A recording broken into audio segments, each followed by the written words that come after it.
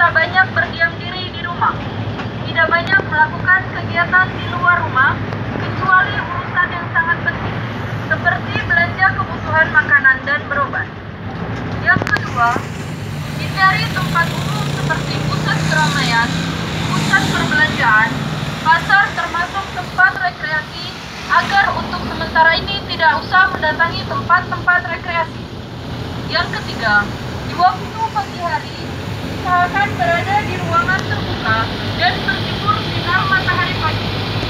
Yang keempat, hindari banyak dan lama berada